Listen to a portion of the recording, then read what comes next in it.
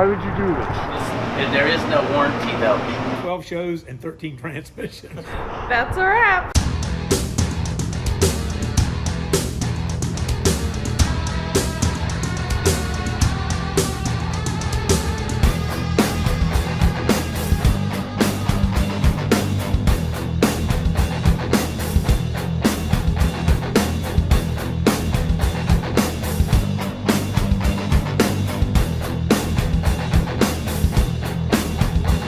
Ladies and gentlemen, you just witnessed history. How about that?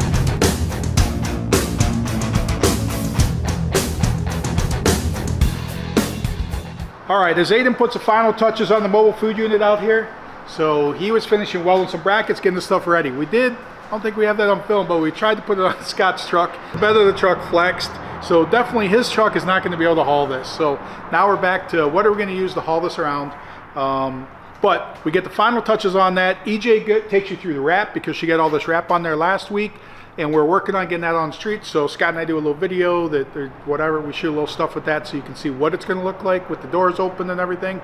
We also got Dennis Anderson stuff for you. So the rest of the Dennis Anderson and Ryan Anderson stuff, like there is great stuff there. Like they went into detail, like, I mean, unknown fact to most people, which I didn't even know, but when I was down in the Outer Banks, people asked about when he drove it across the Sound. Well, seven hours to go 7 miles, 3 oil changes. They cover that detail in there, but went across the Sound way before Whistling Diesel was driving in the ocean. So that's cool, as well as more stuff about the engines. They build badass diesel engines down there, like just cool stuff that didn't want to just cut it and say, well, maybe you guys won't be interested. There's a lot of good stuff in there, so if you choose to watch that extended version of the interviews, great stuff. So what we got for you, lots of other stuff going on at the shop here, so we'll catch up with that stuff in the next video, but for right now we just wanted to give you all this Gravedigger stuff because there's a lot of cool stuff there, as well as the MFU stuff.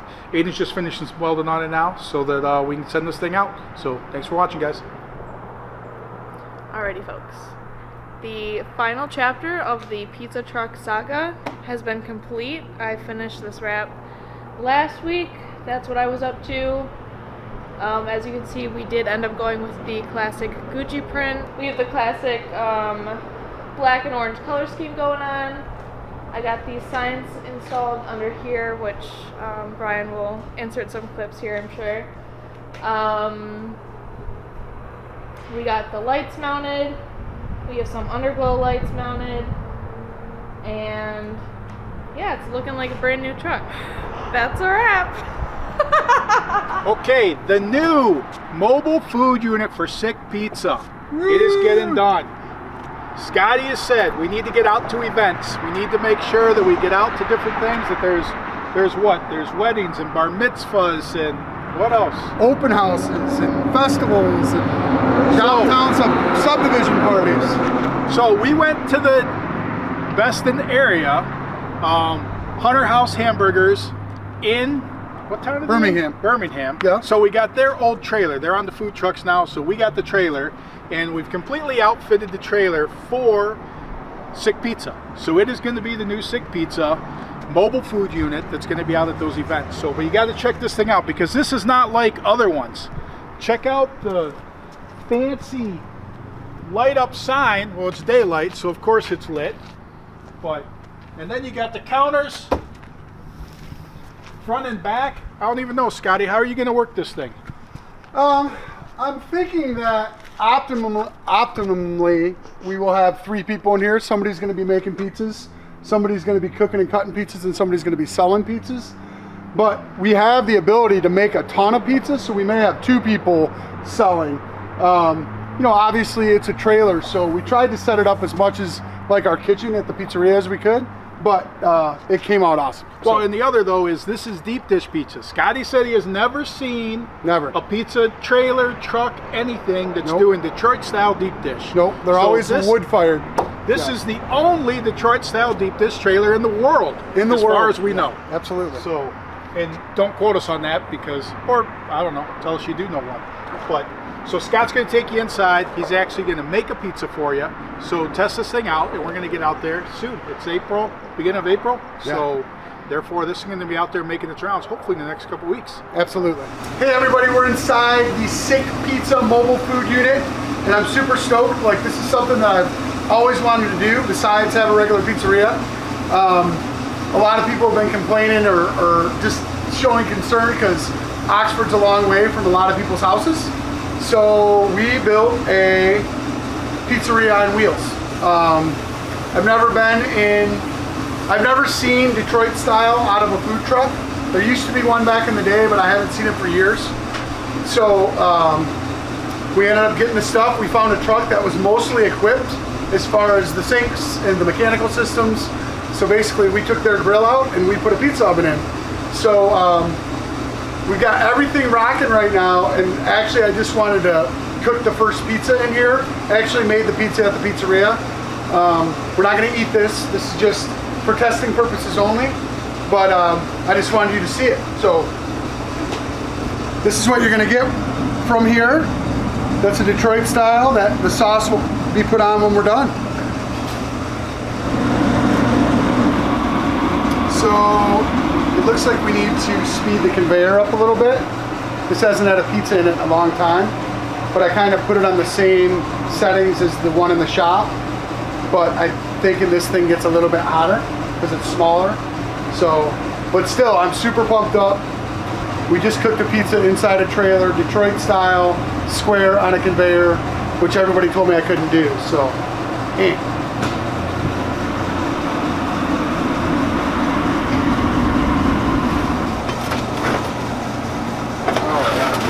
very nice. Yeah, a minute slow or a minute faster, and that's going to be perfect.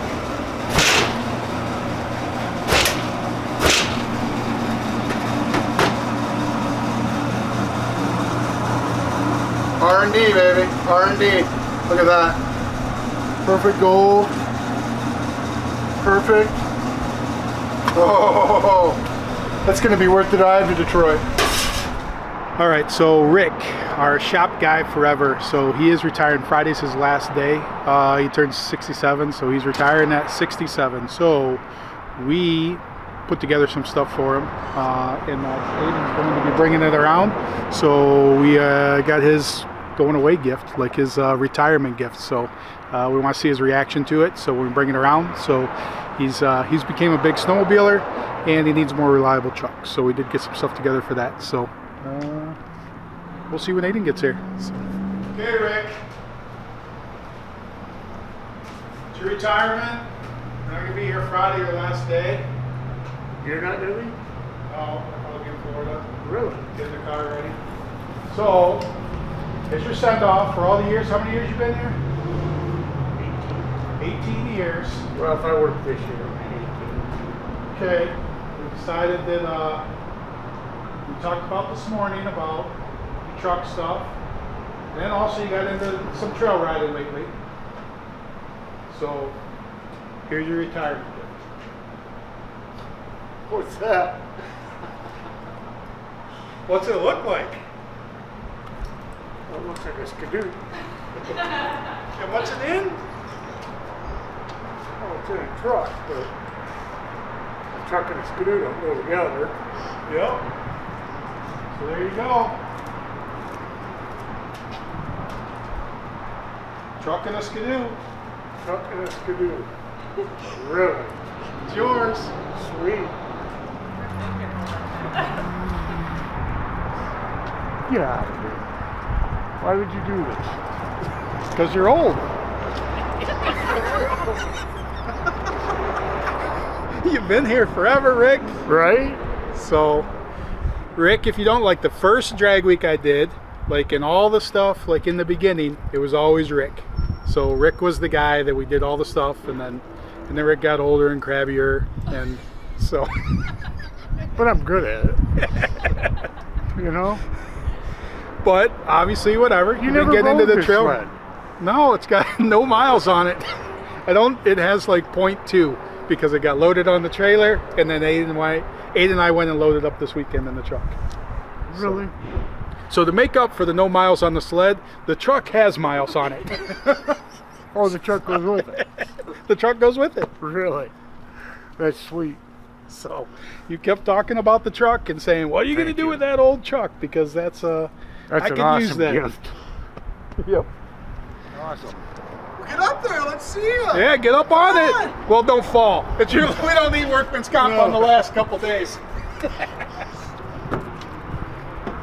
Put the key in, it fires up. Just don't gun the gas. On the stop button. Pull the stop button up. Wow. Damn. This is badass. Damn.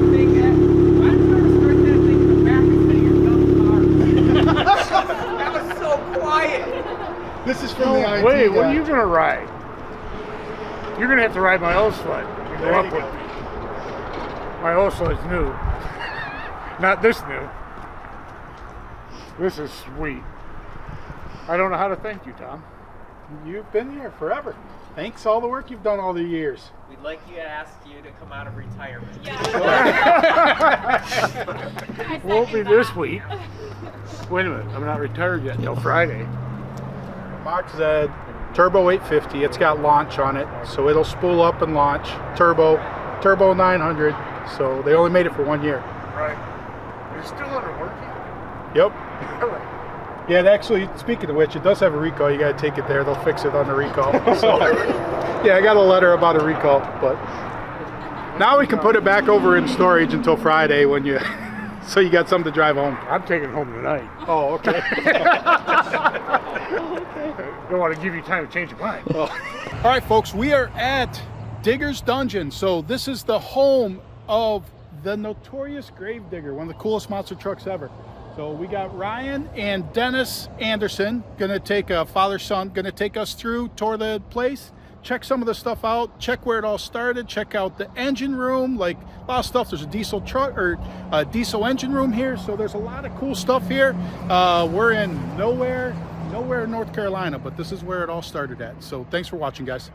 All right, so we are at Gravedigger headquarters. This is where it all started. Yes, well, actually it didn't first start here, but this is, I mean, it's been here for over 30 years. Okay. The operation has. And, Because I know I came past like here like 5-6 years ago, and that's when you were still building all the monster trucks here, because these doors were open. There was monster trucks yeah. under construction here. That's so, right. and I mean, I don't think we need to say his name, but Dennis Anderson, obviously, Ryan, his son, taking us through a lot of the stuff. But so this soon to open museum that takes you through the whole story of the Dennis Anderson story. Yeah. So yeah. And really, and it just tells a story. And even if you don't listen to, you know, the story, you can almost put it together. But we have a new generation of people. They just think Gravedigger was created from maybe God or something. I don't know. But It's been around so like long. it's always been here It's been for around so so long. long. And you know, and essentially, it really got started from a tank of gas. You know, and it was me giving a kid a ride. You know, and it's a long story, but anyway, I gave him a ride. He gave me a tank of gas. We become best buddies. We get in a mouth fight, and with a few choice words, I'm going to take this junk, dig you a grave. Spray bombed on the side of an old truck that I had, and I did dig him a grave out on the farm. Little grudge match we had with all the farm boys, and I've been the Gravedigger ever since. But that's how I got started. So, and what's cool here is it does take it through all the different steps. So it takes you through all the different progressions of everything, and basically what it is today. And like now it's like Gravedigger is officially part of Monster Jam, and that's its whole thing. But obviously, I mean, do you still run it all at Monster? Do you still go to any? Yes. Okay. I go to them, and I'll go to them like, you know, usually I'm at the World Finals or some of the big special events and stuff like that, and I sneak in and check on the kids. Well, yeah, no, that's you attending. So like, Yeah. When's the last time you drove? Drove in competition was it was on my 35th anniversary, 2017. Okay, so yeah, we're only 5 years removed, and then Yeah. I mean, and Ryan has told us all about how, like, I mean, he's 2 times the driver you ever were, and I mean, a lot of that stuff or whatever he's talking about. Yeah, that's right. I didn't have to have skill when I was driving. All I had to be was just brave and hope the equipment stayed together. Well, and that's like what I told Ryan is like, I mean, that's to say, like, as a spectator and viewing it, it's like it started to go through this lull. Like there was all the cool stuff, like when you were doing it initially, and then all that, and it kind of got in this lull, and then all of a sudden, backflips and all this other freestyle stuff came in, and it's like a whole. It was time. new It thing. was. Like, It was time for a like, change. yeah, and to me, like from me thinking, oh, I can get in one of those things and drive it to be fun or whatever to go drive it, and then now to look at what they're doing, it's like, yeah, I can't do that. Like, I mean, it's just like, Right. It just looks so I know it, man. crazy, and like how they'll do that, and that's obviously when I was in the back garage hogging the engine. I'm like, how do you keep the oil in? Because that's my big thing or whatever. It's like, I mean, just being mechanical. I'm like, that's what I always worry about when this thing's flipping over and all this stuff. Like, where's all the oil going? Like, how are you doing it? So I mean, he went through the baffle and stuff in there, but then Ryan said, hey, light on the dash, that hey, when that oil press is going, it lets you know that, hey, get off the nose or whatever, so that you get some oil back in there. Right. So, Well, and the accumulator to me is one of the biggest saviors. Plus, when you're doing tricks and you're balancing and using your skills, you're not using RPMs. You're just kind of hotting back and forth a little bit, and not until you get ready to do a sidewall save. Right. That's when you're just buzzing the motor $8,000, and it doesn't like that. I can guarantee you, because that the AccuSump doesn't last, but just a little. Yeah, bit. he said it holds 3/4. So Yeah, and yeah, that's like there's a lot of like crappy LSs that GM built, like the LS2 and stuff like that we automatically run an accumulator in a 1/4, even on a street car, because they're known just to lose oil pressure for no reason whatsoever. Right. So we run an accumulator on those just to save it in those instances. Yeah. But yeah, and I'm like 3/4 isn't going to last very long, but I guess at a low RPM it can last a lot longer. Yeah, So it pump does. 3/4 Yeah, through it, if so. you're just, up from a high idle, you'd be surprised how long your motor will run without any oil, the oil pump picking up anything. Oh yeah, Just no, because of the bearings being wet. Yep. Yeah. No, I've ran motors without oil for a little while before. So, but I guess I didn't even talk to them about the fuel cell. I guess I didn't really even think about that too. There's like keeping the sump wet, like for the fuel cell, and just not running the dry. Yeah. Well, basically, it doesn't when it's up on its nose. We've got the fuel cells in the back of the truck, so it's kind of standing up, and it's got enough fuel in it. It actually has got more fuel flow standing on its nose than it does, any other way. Because we've got them, we've got the pickups in the back, and sometimes we put them off to the side because we've had them so that if you put them in the center of the tank, sometimes the guys would tear a truck down, refurbish it, or do some work, put the fuel cell in backwards, not even thinking about any big deal, and they'll go out and it's like and go into a donut. And they're like, God, man, this thing's driving us crazy, and we have EFI on them, so they're like, oh God. What is it? With fuel pump, they, calling Richard, calling everybody. They'll call me and go, hey, D, man, we're working on it. Well, what do you think, man? This is every time he gets into a donut, I'm like, dude, you're losing fuel. That's all it is to it. They said it'll fire back up, but anyway, it happened to them twice. The first time it happened, and then the second group that called me, all right, they said, which way is your fuel cell? Is it pick up to the back or the front?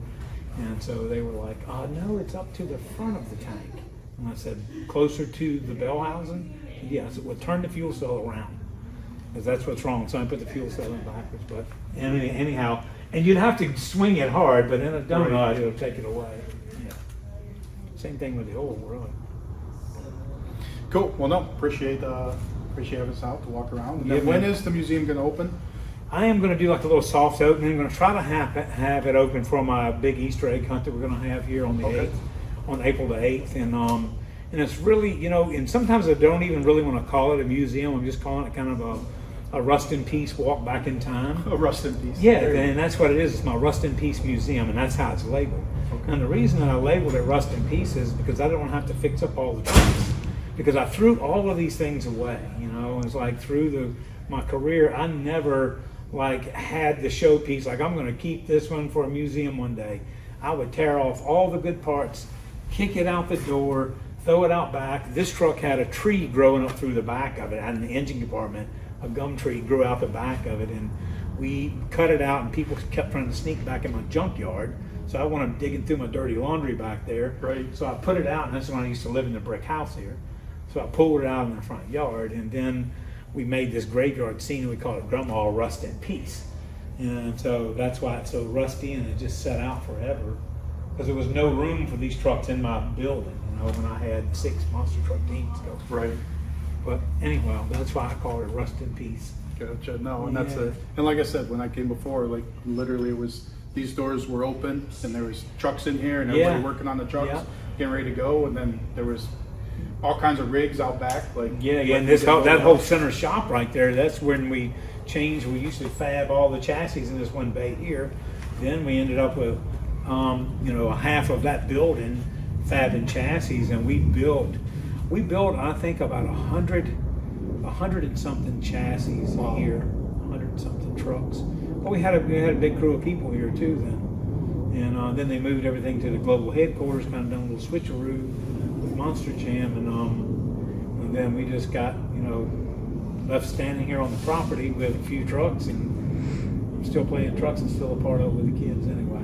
No, that's what's cool. And then, As I ate up so many transmissions, and really, Houston, Texas, the Astrodome is when the motor got outlawed, because there's actually a pass going through there. My rear steer screws up, and I'm just going, wow, wow, wow. And Billy Joe Miles was the owner of TNT Motorsports. He goes, man, that kid's going to kill somebody in that truck. He goes, he needs to get that motor out of there. And he was savvy about pulling motors, but what he didn't know is he actually had loaned me the money to get the motor.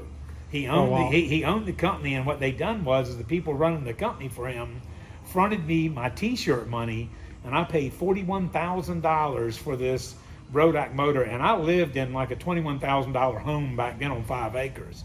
But I had this Rodak. no, you said it was I thought 19,000. it was No. So Actually, 21,000. See, it's a much bigger. That was after I got a second mortgage.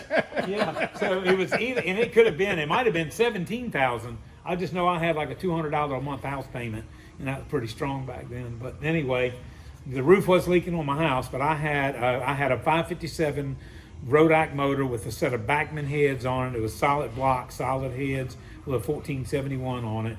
And it was turned down for me when I got it. And I remember hauling it back from Patriot, Indiana in the back of an old Power Wagon truck, and just so proud of that thing. Every time I stopped at the gas station, I'm back there just pumping gas. Going, God, I can't wait. And I was putting it in this old truck right here, and that thing was a freaking beast for us. And I pulled out on the road, went to fire it up on hauling tires and put it in high gear, because on the little toter tires it was geared so low, and I just done a big burp with it, went bop, and it wheel hopped on, and it blew the transfer case out and the transmission and locked it up in the middle of the motor in the road. And I was blocking traffic, which I lived in the country, but it was fertilized trucks couldn't get by, so they sent a loader down to drag it off the road. Yeah. And I remember my crew guy Dale going, what the hell did you do that for? God, man, you tore everything up. I said, well, what the hell do you think it's going to do when we put big tires on it? So I upgraded the transfer case before I took it anywhere after that. And then I continued to break it every single weekend, sometimes 2 or 3 times a weekend. What was you said yesterday was how many shows and how many transmissions? Yeah. I done 12 shows. I done 12 shows and 13 transmissions. Yeah, Ryan said it cost you a sponsorship. It did. TCI, because Gary calls, he goes, dude, we cannot keep doing this. This is bad, bad press for us, which we didn't have social media and anything back then, thank God, because nobody would have bought anything from TCI after I got done hooking into this junk, but it was pretty wild. And, really the best thing I did was, the best thing they done was that's when they regulated motors for cubic inches. And, which everybody talked, it was a 632 cubic inch. You didn't hear of motors that big back then, or 700 cubic inches. And it wasn't. It was a 557, but the blower size. So they regulated us to an 871 blower and 10% overdriven on the blower from that day forward, after they started regulating motors in monster trucks. Well, and that's the thing, is then when even go in the back, like literally that's still today. That's what it is. 10% over, and 540 is like the go-to engine. That's so it, man. Yeah. Merlin block, Brodix heads, and You screwed it for us all. so I fixed it for everybody, because it would get out of control. It was like we'd have 4,000 horsepower motors that we couldn't even run inside of a building anywhere. Yeah. Oh, these are stories for each one of these tombstones. They're getting ready to get wrapped. Okay. And these are just hideous little stones that are going to go in each one of these. So when you come walking through, like this is we're putting this rubber mulch all the way through this. I have another truckload of stuff that's got to come in. We're just going to start just filling this whole place up. But these are going to be, so when you walk through, if you don't watch my little 10-minute Intro, yep. telling you how it, how the name was created and all that. Then it'll just come around and it'll be like, a tombstone. This is a 1951 Ford truck with a 327 cubic inch motor in it. It was, specs on the horsepower, some little stuff like the first red primer. It has a double reducted transmission that I created when I was a kid. Yeah, that's what Yeah, Brian and told me the it's a story granny about low that. 4-speed with a. Well, I took a turbo 400 with a yoke and went to an old machine shop over there on the farm and got the old man to spin it down for me and took a coupler, a clutch spline coupler, and got these all together, and he pressed them together with these big bolts, welded all that hard shit together, put it on there and snubbed the shaft off on the front of the 4-speed. It's because I had no power. And once I put big tires on it, it was a dog. So then you can put it in granny low, but when you split shift all the gears, it has 24 forwards and it's got 6 reverses in it. Jeez. And so you can make it crawl, and like I changed tires back then, so I'd run 36s, a 44, and a 57. So every time I would do that, I'd catch me another gear. And I learned a lot about gear ratios back then. So I already knew, as a kid coming up, when I was playing with garden tractors, gearing them in pulley sizes and all of that. And all I'd done was just rolled over from playing garden tractors to mud trucks, and it worked because we had no power, but I had plenty of freaking torque to the axles. Right. Anyway. Yeah, The no axle, gear. the axles wouldn't even hold it. You could honestly put that thing against a tree, idling, because it moves like a winch, and it would wring those little crappy axles right off. Oh, geez, just Yeah. spin them. Yeah, if the truck gets a bite, But and then I moved it on over to this truck. I used to have a V drive in that, which was later this truck, and I had I was looking for all of these reverse transmissions with all of this. And that was the first one with the motor in the back. Yeah. Is that? That one. It is this body, and then this body was originally blue and gray, Yeah. and then it eventually got painted with the spooky paint job. So this is the actual steel from that, but Yeah. that's a remake of it, just so we could have the two different paint Yeah, jobs. yeah, that is a remake because essentially the blue and gray is grown off. Okay. Because it went from the blue and gray to a spooky paint job, and that is the color of all the grain trucks and on the farm trucks. So I just combined a little bit of paint here and a little bit of paint there, and that was basically for a free paint job. That's what how Ryan it's said. done. And this is your $700 airbrush. Yes, yep. And Fred Buman painted it. He was actually the creator. He was a guy that he was a spiritual painter, I should say. But he always looked at the Haunted Mystery Mansion comic books, his huge comic books back in the 70s. So he's reading them, and that's where the horse and carriage and the little graveyard scene came from, the haunted house and all that stuff that he painted on there. Jeez, no, and that's friends back in the day, like the Mad magazines, and always drawing stuff out of the Mad magazines. Yeah, and, yeah. like, same concept. That same, yeah. But all good stuff. Yeah, but that was when, and the reason I even done that paint job there is, and once the place is set up, you'll be able to see, because there's billboards that go on with pictures on them that tells a story, even if you don't listen to the story. And that thing was ugly turd, like the darker primer brown back, and I had the front clip on it that I found that the grain trucks had bigger fender wells in them. Oh, But they were the same. They were the same grill, same hood, same width this way, but the wheel opening was bigger on it. So that's what I did, is I figured that out, and I put that on that truck. And there was an older guy that was a promoter that I didn't know was a promoter. He'd done car shows, and he was at Creed's Dragon Off-Road. And I was out there hot dogging, and people were like, Gravedigger, and I pulled to the line, and I'm rooting through the holes. I run over cars. I went through the mud hole sideways, just, going freaking ape shit crazy. And so this guy goes, hey, he goes, I went up, he introduced himself. He goes, I'm going to be putting on shows, and I could tell the way that he talked, he wasn't from down where we were. He was kind of a fast talker, and I was like, this guy's going to rip my ass off. But anyway. Like snake oil salesman? Yeah. So he tells me this deal that he's going to put together, and it's called Monster on Wheels. And he said, and if you could get a decent paint job on that thing, then he goes, I would book you, and you could come out and do these shows, and I will pay you. If you'll do what you did here today, I'll give you $750 a show. and I got a heat rush. I'm like, gotta be shitting me, you know, because what I've done here today, man, I won $150. Right. And I got a trophy, you know. I'm like, hell yeah, we had a good time. But now I'm going to start making a living with it. So that's what I've done is I painted that thing blue and gray because I'm like, God, I got to get a paint job, and I got like, 2 months to do it in. I have no money, you know. I mean, all I'm doing is just keeping the lights flickering and just a little bit of stuff here and there, you know. But anyway, so painted blue and gray, and I had the guy that painted the grain bins, old Mr. Woody, was he was kind of a heavy drinker and drove an old van, and I got him to come to my house and paint the truck for me, and he was going to charge me $40 to paint it, and then he ends up hanging out with me, and we had some moonshine, and I gave him some moonshine. Well, I never paid him. He didn't even want no money for the paint job on the truck, and I loaded that dude on a trailer and started hauling it around with an old horse van pulling it.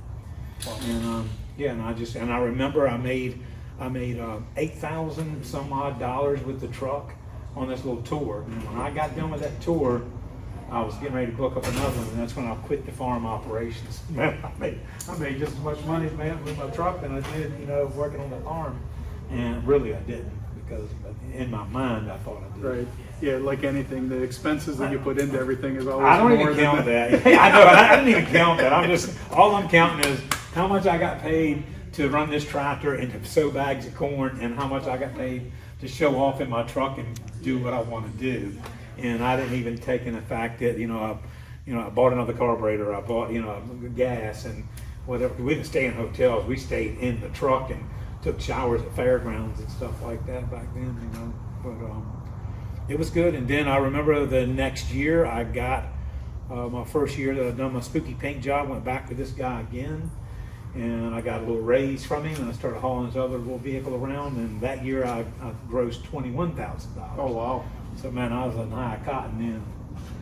Jeez. And it still had the small block in it at that point? No. This truck never had a small block in it. Okay. It always, from the beginning, had a L88 427 Chevrolet motor. Okay. And it was, and the motor that I had in it was an iron block, but the heads that were on it came out of a Yenko Camaro. They only had like 50 of them that came to this area. They were ones with all the whole aluminum motors in them. Yep. Well, Brad Hughes was a guy that was in the military and back in Vietnam in all the 60s. His father, they were wealthy farmers, bought him that car from the Chevrolet place, and he took it apart. He was hot rodding. He took the motor and put it in his drag car out of his Yenko Camaro.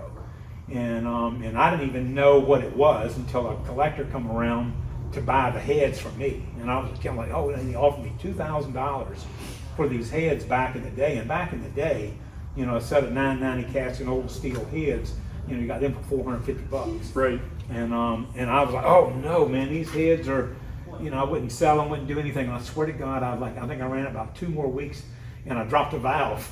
Oh, geez. Broke a valve and like jammed it in the up head. Yeah. The guy still ended up getting the heads though. Because I sold them to a guy down here. He ends up finding him because he's doing a matching number car or whatever, But anyway, that motor that was built was a L88 427. It was a brand new short block from GM. It had like a 12 point, like 12 and a half to 1 Right. pistons in it, and it was solid lift. And I had a 2660 center squirters with a tunnel ram, and then I put a low profile intake with a 1050. Then I had nitrous on it before I didn't even know what the hell I was doing at all with it, and that's when I figured, I gotta have 2 fuel pumps, and Right. But I learned a lot, from coming from that to this, and that same motor came out. Well, actually, it was the same truck. I still ran that same deal with the single Ford, and I went back to 2 Fords, and I had to put 2 Predators on it. And I messed with those things, flooding and flopping for a couple of months until I got them figured out. And Yeah, I know Sis has the Predators on, and that's Ryan said you're like swear by the Predators still. Yeah. I had like 13 of those carburetors as time went on, but I modified them. Out of the box, they weren't worth a shit. Not for what I was doing. Right. And one Predator carburetor on even a 454 or L, has no torque. It don't pull good. It ain't worth a crap, because I'd done it in a local mud pit, and the carburetor went down, and it just. And a matter of fact, it was that truck. And I had all kinds of crap with me. I'd bring carburetors, tools, and all kinds of mess, you know, like I was this big race team. Right. So I go grab some junk, and I'll go back, and I went back to a regular old 850 double pumper, and it worked the best, honestly. When it got down to grunting, then I figured out you had to have 2 Predators to keep the RPMs up on them, you know what I mean? And it worked good on a big block then. But then the guys later on, you know, we put 3 Predator carburetors on a blower and all that mess. But what I liked about them was they had a big bowl. You could run 9 pounds of fuel pressure in them before they would flood over. And you could put fuel cell foam and windage trays, little baffles in them. And I'd make all that stuff, you know, back in the day before. Now I think there's a kit that you can do, but there was no kit back then. Well, the other, they're so simple. Like, there's only a few parts to where you pull your Holly apart, and it's like you got everything times 4. And Yeah, like, yes, you got all this yeah, that's like, right. You just open the box up So, on this but- thing, it's easy, yeah. And I'd always grind on the cams. I had these little, you know, these little cams that you Yep. set on 1, 2, or whatever, you know. But anyhow, they were. Geez, yeah, and I don't even know the last time I saw a Predator carb on anything. Like, No, I know it. So- Yeah, they're not. They're, you know. And then I went from the Predator carburetors. I had 2 1050s on a blower on this, and I went through that, and I'd done all the, you know, the fuel bowl extensions, fuel cell foam that you could put in all those little kits, and you know, my tubes, you know, form up so it wouldn't flood and all that. And I'd done all that and got a pretty good setup with that, and I got bored with that. And so then I injected it, you know, and I put a bug catcher on it on gas, and I put a bird catcher on it on gas. And then once I went to alcohol, I figured I would never go back to gas, because that cured a lot of my problems. Yeah, Because I was all, you know, back then, you know, they were saying, well, you can't overdrive the blower, you can't do this, you can't do that, or detonate, and, you know, and it's like, shit, you know, I'll go ahead and I'll speed it up a little more. So I turned one of the blowers, you know, I can't remember, it was 30-40% on gas. And when I got my first blower from BDS 100 years ago, that was a real good, it was a polished piece. Yep. I remember opening the package up, and I had this whole kit, you know, with the idler on the front and all that big goofy stuff. And it had aluminum studs. I'm like, what the hell is this bullshit? That ain't gonna stay. I'm gonna be jumping cars. My blower will fall off the damn motor. Right. So I'd get like grade 8 studs. I'm not kidding you. I was like, everywhere I need grade 8 studs put in here. So I put, you know, steel studs down through the intake, and that we didn't have a problem with it until I started getting bored with what I had. So now, you know, you had your burst panel was spring loaded. So I just blocked it off, and then I started just We should always just double them or triple them. yeah, but that's what I was doing. I tightened the springs down. You know, I tightened the springs all the way down, and I just freaking ended up just blocking the thing off. But anyway, you know, I just kept speeding the blower up, and I remember I was just right up the road here, and it was in this truck, and that thing, like, just a concussion that went off in the truck. It was like I was in a barrel. It kind of hurt my ears, like, internally. And it detonated, you know, because I sped it up, and I was like, going to just try it right here, showing up in front of my local buddies, you know. Yep. And it blew the blower off, no blower restraint, and it blew the whole top of the intake, like all the ears. It was still bolted. Or did it pull every thread out? No.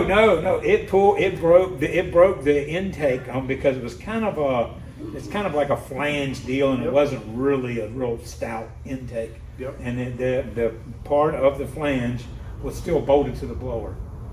And it went up, and it got hung on something. Anyway, it comes back down and lands on my mag, and crashes it. But it was a nightmare in the back of the truck. You know? Now, where are the pieces of that? I don't know. I wish I still had it. I know it, man. That was almost 40 Because that's the years first time when ago. I was putting a blower on something, like, what are these, like, goofy little aluminum Oh, studs and you for ring or them whatever? off And like it's that, you know. It's like, yeah. And they're thinned out in the middle. It's Yes, like they got all this stuff. But They're made to break away so they don't ruin your intake. Is what it yeah, is. exactly. Well, that's when it got explained to me. Now, I never went ahead and changed them with grade 8 bolts and said, Yeah. that's too weak. We're going to have to put that stuff on. Right. But, so. A grain, which is, we got a grain silo in here to show it. So he was working at Currituck Grain.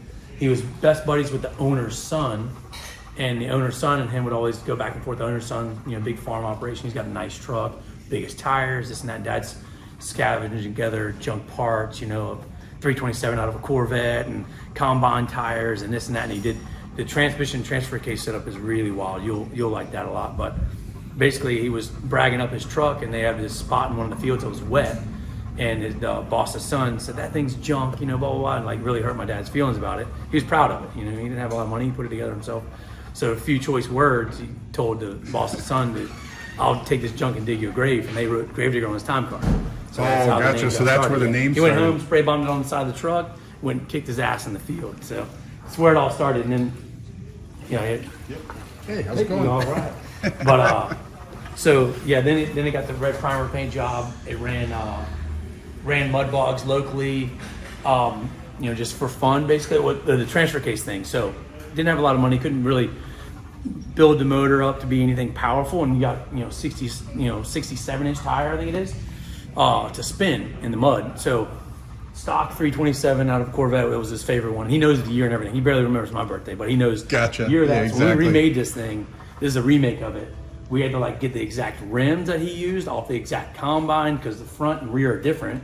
Okay. And so he remembered that, and he remembered the year model of the van that he got the seats out of that are in there, and the same, the exact motor and all that stuff. But the transmission transfer case setup is a turbo 350 two-wheel drive with a homemade coupler to a granular 4-speed with no bell housing that has a 205 on the back of it. Oh, wow. So you got the automatic transmission Yep. plus the manual transmission plus high and low of the transfer case. So it was like 20-something gear selections, forward and reverse. It was really wild. But Wow. that was the way of making a bone stock, maybe 250 horsepower motor spin the tires in the mud. Jeez. And then this was the second truck. So this was the what we kind of call now the Legend blue and gray truck. So he got a panel truck, same thing. Just found a cheapo one and basically wanted to build a bigger truck.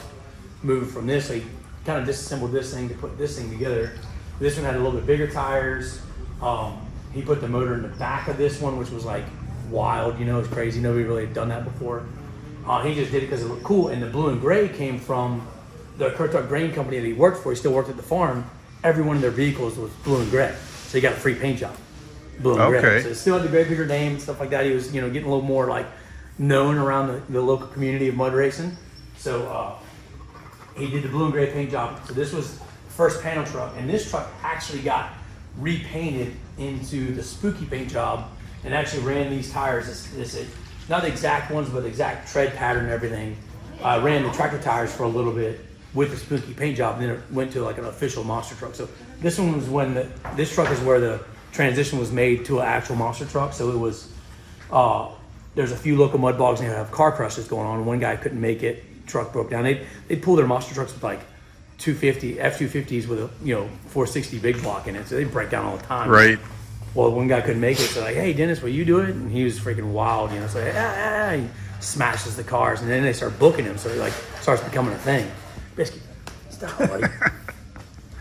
So yeah, it starts becoming a thing that he's crushing cars and stuff. So then he starts getting booked at events and stuff like that. So he's got to get a little more legit paint job. So he pays $700, and here's the airbrush paint job. He didn't like skulls, he didn't like flames, none of that stuff.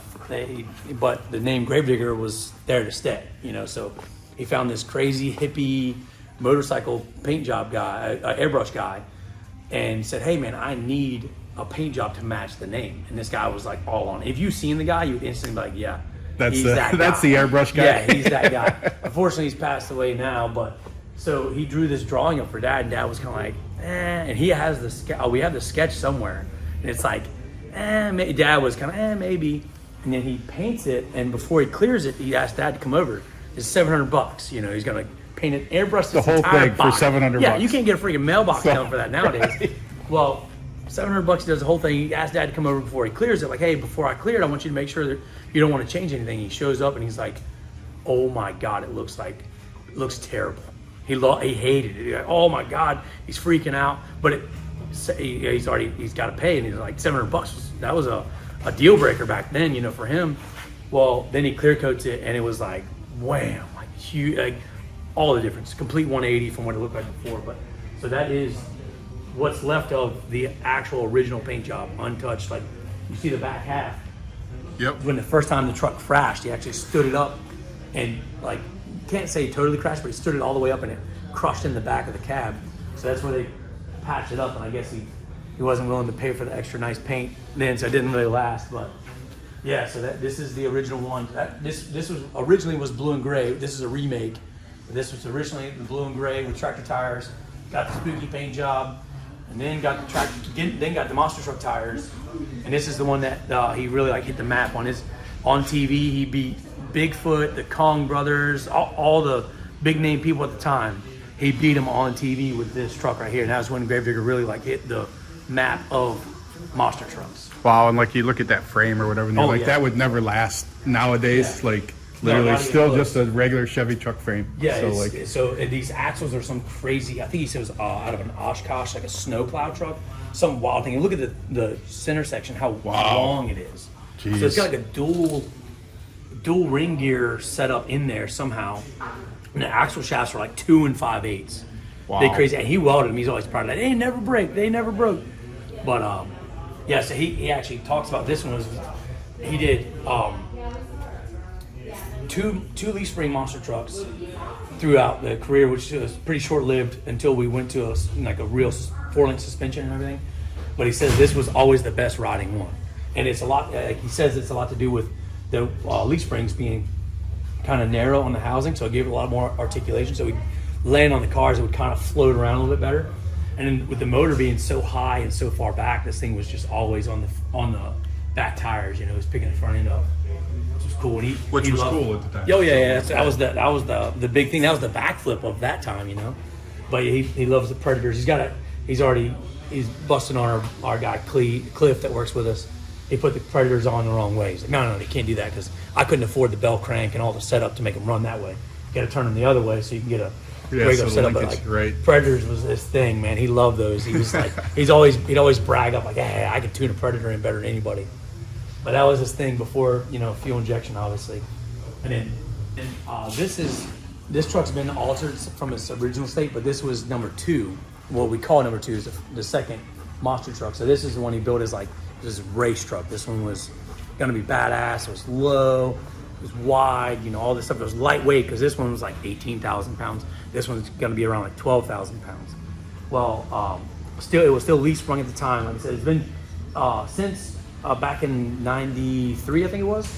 Dad chopped the bottom of the frame off and did the 4-link setup on it. And this thing actually has the world record for the longest distance traveled on water by a wheeled vehicle. He went 7.5 miles with it or something like that. Had changed the oil in the motor twice. Okay, so is this the one that went across the Sound? Yeah, that's it. Okay, because when we're over at Outer Banks or whatever, my sister in the locals or whatever, she has a little coffee shop deli over there. Yep. And everybody's like, well, what about the Sound? Is he ever going to cross the Sound again? Yeah. And I'm like, I didn't even know the story. So then look it up, and like the only thing we could find was a little 30-second video. Is that all that exists? There's not much. No. Dad's got some, but it's like, freaking VHS tapes and this and that. So we're scrounging all that stuff up for this whole deal here. But yeah, so that is the one right there. As it sits, he remade it, made it taller and all that stuff. And, he actually had tires got on it were a little bit different than what these ones are now, but. He ran them backwards, and he went out and tested. But if you did them forward, the V would actually kind of cut in and dig the truck down in more. It wouldn't go as fast. You turn them around backwards, and it kind of scooped and paddled better, and it would actually go. Which was still like, when it actually was floating, it was going like 2 miles an hour, maybe.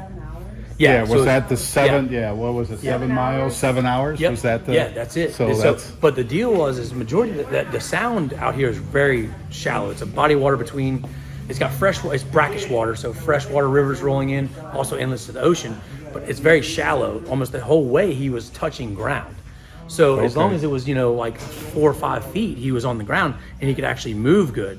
So he actually wasn't going that slow, but they had to stop, change the motor oil twice because it was getting so hot. It was just a 350. It was from Big A Auto Parts. I don't know if you remember those from back in the day. No. So it was a big thing. Big A was like our Napa.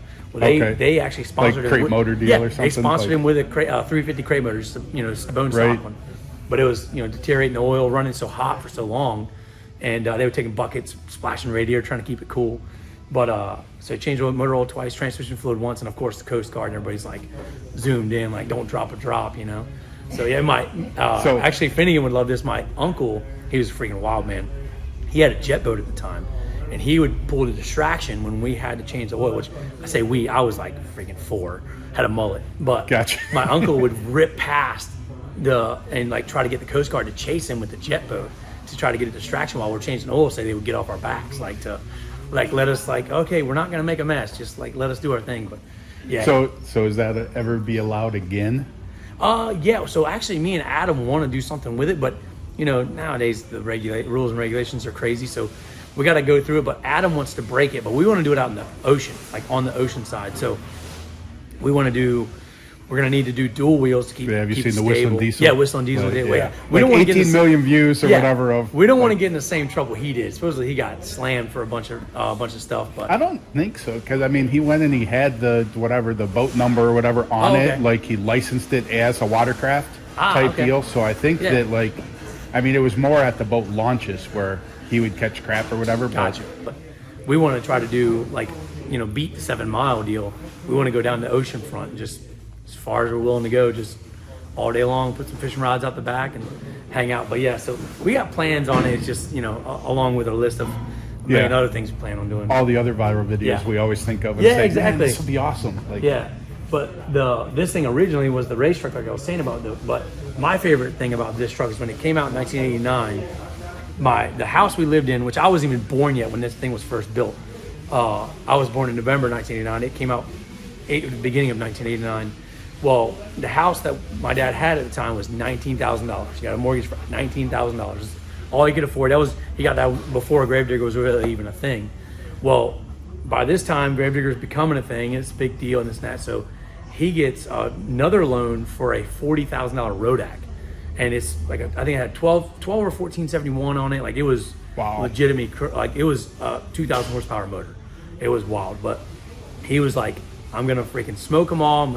Got my lightweight truck, got my big power, blah, blah, blah. Well, in doing so, TCI was a sponsor of his at the time. TCI's the transmission, everything they gave him was great stuff, no doubt about it, but 2,000 horsepower and a 12,000 pound truck, and he's landing in the throttle and just going crazy, basically no suspension. So it was, if it wasn't shucking the drive shaft or transfer case, it was the transmission. So lost his deal with TCI over the motor, and the thing just wouldn't, if it stayed together, it was untouchable. But the truck it just would last like 2 passes, and then it was slinging something, But that motor made the rules that still stand today on Monster Jam. So that's what I was going to ask, because it's like everything's like whatever, just I'm assuming a 540 big block Chevy with a blower on it, like 1,500 horsepower, like that's everything's pretty got much the exact standard. same. Yeah, so that the United States Hot Rod Association, which is still in play now, the sanctioning body, they basically asked Dad what was the motor, and of course he's young, proud. Yeah, it's this. And like, okay, we like less than that, less than this, so 1271. Okay, only thing you can have is 871. However many cubic inch, whatever it was. So there's there's no more than an 871 blower. It has to be a regular helix blower. Can't overdrive it more than 10%. So with a 540, we're only making like 13 pounds of boost, And then there's a cubic inch rule. I think it's like 572, no bigger than 572, which the 540 combination, my dad scattered so many motors that he finally figured out, like, okay, a 540 seems to hold up the longest, So that's kind of become the standard. But yeah, there is a cubic inch rule and all that stuff. So kind of keeps everybody down in like anywhere from 12, 13, 14. Like if you really push it, you can make 1,600, 1,700. Gotcha. With being reliable and all that stuff. But yeah, so that motor really did make all the rules that still stand today. Like they seen it hold together a few times. Like, okay, we can't have that. Like that's too fast for that truck to go. Which a lot of times back then they were running in small arenas. There were they did some stadiums, but in a small arena he would get down and that thing would be gone. Of course, this thing doesn't have good brakes and this and that, so it was just like a very sketchy scenario. So they were like, yeah, we need to. Whatever that thing is, we can't allow. That's too much. Yeah. We got to back it off. So yeah, thanks to Dad, now we all have to stick to like 1,500 horsepower motor. So at the end of like all the Monster Jam being run out of here, this was all like light duty repair, kind of like getting the truck finalized for the events. This is where all the hardcore maintenance was going on. Fab shop. It's where the trucks would be assembled. Any type of crazy damage would be handled in here. But now it's been converted to our shocks still stayed here. Our shock guy didn't want to leave, so he stayed here with us. And then the diesel shop, it's one of the guys that worked in our engine room, started repairing diesels, just O-ringing heads on 6.0s, and figured out the formula how to make a 6.0 not blow head gasket. Did it for himself. There's a formula for that? Yeah, he's got it. Yeah, he's like one of the only dudes. So he's just like one of those brainiac guys, and he bought himself a 6.0. It blew up right away. He fixed it, and he's one of those dudes that's not just gonna like fix it. Like he's gonna like figure out why and fix it all, do it right. Then he did it for his buddy and his buddy's buddy and buddy's buddy. Now it's turned into a gigantic company. Now he's like premier guy for if you want Ford power stroke engines. He does Duramax's, Cummins too, but his main thing is power strokes, and he's like the dude, man. He's gotcha. Like mostly 6.0s and 7.3s and he's doing a lot the of new 6.7s. He does the new 6.7s a lot. Gotcha. I'd say that might be his bread and butter is the heads. So he makes his own heads, and but the first part is our shock area. Okay. We'll go through all so this is where it's not all shocks for Monster Jam, but he does still do a lot of work for Monster Jam. But Josh is saying, yeah. I just seen the blue little covers, the same ones I got on my shock. I think they're bringing some of my stuff up here. But yeah. So this area is our shock area. So Josh has been with my dad. Josh and Robert, they've both been with my dad since Nam, basically. So Josh started out with my dad as a crew guy, kind of, just learning the ropes, and really took on to the shock. So now Josh is the main guy. If you want to get your nitrogen shocks built for a monster truck, mega truck, that stuff, like nobody does it better. He's been doing it for a super long time. Robert's in here. He's been with my dad forever too, and he's jumped in with Josh. So this is basically what one of our brand new monster truck or mega truck shocks look like. There's quite a few different companies that make them. There's a little bit different variations of like the style of the shock, but internally they're all basically the same. So the top mount accumulator. Let's see if I can find a bottom mount accumulator. Yeah, here's a bottom mount right here. So these gray ones, see how the accumulator goes into the bottom of the body? Okay. So I like to run the combination. So I have on each corner of my monster truck, I have one bottom mount and one top mount, just like this right here, with the flow valve on every corner of the truck. Where majority of guys run dual top mounts, so you have more adjustment. But I've ran it before, and I couldn't get the rebound out like I wanted. So basically, you'll watch a lot of the guys, for whatever reason it is, when they jump big, they get a lot of rebound. More like we're gonna get some. We're landing on yoga balls, basically the monster truck tires. So, but that top mount for whatever reason gives more rebound. And when you're landing off kilter all crazy, you don't want to rebound but so much because you're gonna end up on your roof. So I stick to the reverse mount. It's a little bit harder for most people to get that set up to work right. But thankfully for Josh, when I built my first Gravedigger truck, he built the shocks, and literally it was out of the box, untested, the best landing truck that was ever built for Monster Jam. It's still, that first truck still is, none of my other trucks have landed like that first one. It was just nuts. Wow. I watched my dad screw up enough that I know, like, okay, I don't want to do that. Yeah. I swear, that's probably the most I learned from my dad for sure, was him, Tom Mintz, all the old school guys, was what not to do. Because when I would see it go down, I was outside the truck, so I could see, like, oh, they should have hit the brake, or they should have hit the gas, you should have turned this way or that way. And that always, like, stuck into me. So now it's like, when I'm driving the truck, I almost feel like I can see it from the outside, because I watched them from the sidelines growing up from day one. I was in diapers at shows. So yeah, I kind of have like a weird, like, second nature when I get in the truck. I have a hard time explaining what I did. Like, I know it was cool and I know what the truck did, but they're like, how'd you do that? Like, I just did it. I don't know. Jeez. Like, how'd you know to hit the gas or do this or whatever? I don't know. Just did it. Just Felt instinct. Like it. Yeah, so Josh, when he did my first shock setup, it landed so good, everybody freaked out. And my dad jumped on the bandwagon and put my shock setup in it, hated it. Landed like crap for him. Well, then he gets my dad's truck landing like he wants it. I jump in it, lands like crap. Okay. Yeah, so it's weird. Driver input's a lot of driver input. Yeah, it's unfortunately gotten away from that a lot now because of the people driving. It's like trying not to dig on people, but most people don't really know like anything about the trucks. They've just learned, like, okay, if you hit the gas or brake at this particular time, it'll do this. So they're basically book taught how to drive. They don't really know when it lands like crap. So a lot of people don't understand, like when they watch my truck, it doesn't even click. You know that thing lands like crazy good or crazy. So what you're bad. saying is a lot of times they pick personalities now and then figure Yeah. out how to put them in a truck. Yeah. Yeah. And then once they start figuring out like, oh, it's not supposed to absolutely blow my back out every time I jump, then they like trying to hit up Josh. Like, how do you make it land like Ryan's? He's like, well, you got a long ways to go. Starts Kill Devil Diesel. So this is like the craziest. It's a little out of my league because it's Ford. I'm going to bust on these two guys right here, Ford guys. Well, too much Ford over here, but at least it's high horsepower. So yeah, they built everything from basically a factory replacement crate motor to whatever that big chunk of build aluminum is right there. So it's, I don't even you guys know your highest horsepower motor or highest? That's gonna be it. 6.4. What's it going to be? You don't think this one's gonna beat it? The 7 liter? It's still huge, so. What does 6.4 do? And, I mean, I think the calculator for his 8 mile per hour with the new vehicle was around 23, 24. Horsepower? Yeah, 100. 2,400 horsepower. Yeah, but what was the torque? Double. Exactly. Yeah. Is that in Rudy's truck? Yeah, that's Yeah. that's the Yeah, worst Rudy's diesel, I think it's like purple Super Duty they have. It's like the truck to beat is the Kill Devil diesel motor. So yeah, this is where all the assembly goes on. They're putting everything on display right now. They're going to take over Engine Builder magazine, social media for a little bit. They're Okay. on the way. Yep.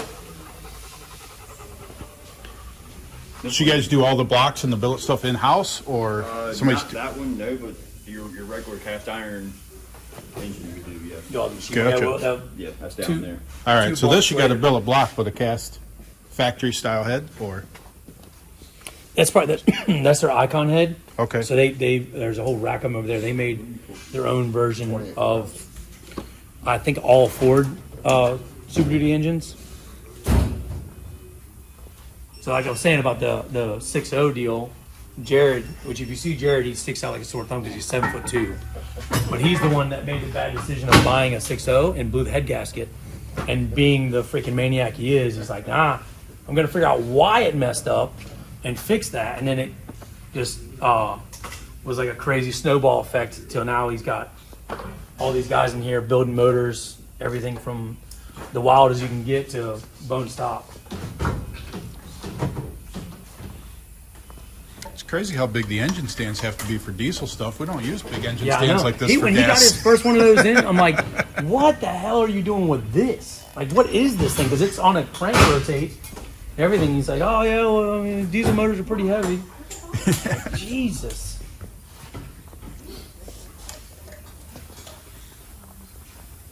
This thing runs the motors backwards. Oh, wow. Yeah, so it's like it runs. I can't remember exactly. I think it does like oil. It does oil and everything. So it basically runs everything of the motor, but just runs it in reverse for some reason. I don't know. It sounds like an old Ford tractor motor running. It's in here going backwards. These are all the heads get assembled. So they spec out. They'll do a factory head. They'll update your factory head, or they have new casting steel, or the Icon head that's their aluminum casting. Which is weird. Anybody put aluminum at all on a diesel? Like you never have. Typically, would have to worry about it. Yeah, and he's done like a deal with Jessel rocker arms, and he's got his own setup for Jessel. Basically, he was kind of the one that behind designing like what it needed and why and all that stuff. So he's got all this magic stuff up here that goes on, all this craziness with the crossbars and all this weird stuff that we don't see in our big blocks. Right.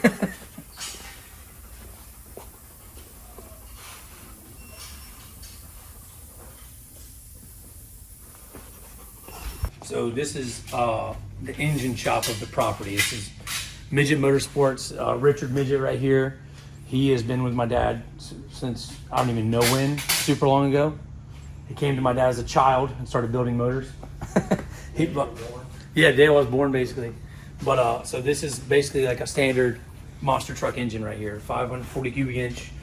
World product block, Burdick's heads, little field blower and intake. We run all Holley EFI systems on our trucks now, which is has been pretty sweet. It's been it's a crazy process for sure. After running fuel, mechanical fuel injection since forever, to swap to the EFI. And the one thing is, like, it's proven to be a lot easier to make EFI on a blown engine, crazy blown engine work good for a drag race pass, compared to us on and off the throttle so much. And losing fuel prime was a big thing we had to tackle up on the nose, all the flips and stuff we do. So like it opened up a whole new ball game of problems to figure out. And thankfully Holly was like all about it. They jumped on board. They were stoked to do the deal with us. Now, how long has it been? Oh man, it's been quite a few years we've been working on it. So like the past 3 seasons. So COVID kind of put a pause on things for a while. The past 3 seasons has been strictly like every failed truck, every Monster Jam owned truck runs Holly EFI, and it's going to be a rule. I think it's going to be implemented next year that every Monster Jam truck, every truck running in Monster Jam has to have EFI. And the biggest push for that is the majority of our events are in enclosed venues, and a lot of those are in enclosed arenas, small, like basketball size, hockey size arenas. And none of those people were, as they're designing this big crazy building, are thinking, hey, how can we make it ventilate for 8 blown alcohol engines to run? Right. So there's no ventilation for that setup, so making these things run cleaner was a big thing for us. Like, mechanical injections, normally a little fat at idle and stuff like that. We ran a pretty fat tune in general because we run our trucks for a long time. Right, you just want it to be safe. Yeah. Fat's always safe. So, it was definitely a lot of emissions, a lot of unburnt fuel coming out of the pipes. And I mean, we loved it, loved the smell of it necessarily, but it just wasn't good for the whole event. So the EFI has really, really done a huge favor on that part alone. Not to mention even loading it in a trailer. Loading these things up in our monster truck trailers, we have to take the big tires off, put these little tiny tires on. They look really weird. They're like 38 inches tall and like 8 inches wide. And the trucks are literally like an inch off of each wall as you go in. So you got to go in, real easy and slow. And of course, you drive like I do, the truck not all the way straight. It's a little bent up, a little twisted. So you're easing in there real slow, and it's just fuming you out like crazy. And switching to the EFI, not saying you're still not coming out crying like you're smelling onions, but it's a lot better. So this side is all of our personal stuff. So if you wanted to get an engine built by Richard, whether it be a blower motor, LS, carbureted, anything, it doesn't matter. Even we're going to put a Holly Sniper system on this. It's one of my dad's old buddies. This guy over here, he's got his Broncos going to a car show in a few days, and he put a Sniper system on himself and trying to get everything ironed out. Alex, he's like our wiring. He's more than a guru. I don't even know how to label it, but basically he's getting this thing all cleaned up and finished just right, like it should be. For this thing is freaking immaculate.